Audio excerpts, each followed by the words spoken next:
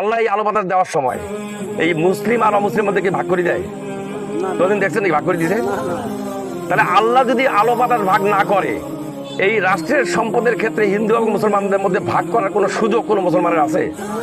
থাকার কথা নয়। তাহলে কোনো প্রকৃত মুসলিম তার দেশে বসবাস করে প্রত্যেকটি নাগরিকের ক্ষেত্রে ধর্ম বিচার করে কোনো বিবাদ বন্ধন সৃষ্টি করতে পারে না। একজন মুসলমানের ধর্ম এবং তার গ্রন্থ হলো আল কোরআন, একজন হিন্দুর ধর্মগ্রন্থ হলো পুরাণ এবং বেদ, তাই না? বেদ আর পুরাণ হচ্ছে হিন্দুদের ধর্মগ্রন্থ। কোন ধর্মগ্রন্থে, না মুসলমানদের ধর্মগ্রন্থে না হিন্দুদের ধর্মগ্রন্থে, কোন ধর্মগ্রন্থে পাবেন না যে ওই ধর্মগ্রন্থে বলা হয়েছিল অপর ধর্মের উপর আঘাত করো। কোন ধর্মগ্রন্থে আছে? কোন ধর্মগ্রন্থে নাই। মুসলমানদের ধর্মগ্রন্থেও নাই, হিন্দুদের ধর্মগ্রন্থেও নাই।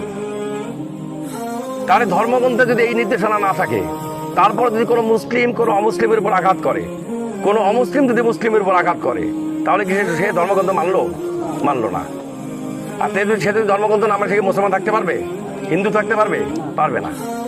যে ব্যক্তি অন্যের উপর আঘাত করে, সে মুসলমান হোক আর হিন্দু হোক, সেই ব্যক্তির ধর্ম ইসলাম ধর্মও নয়, হিন্দু ধর্মও নয়, তার ধর্ম হলো সন্ত্রাস।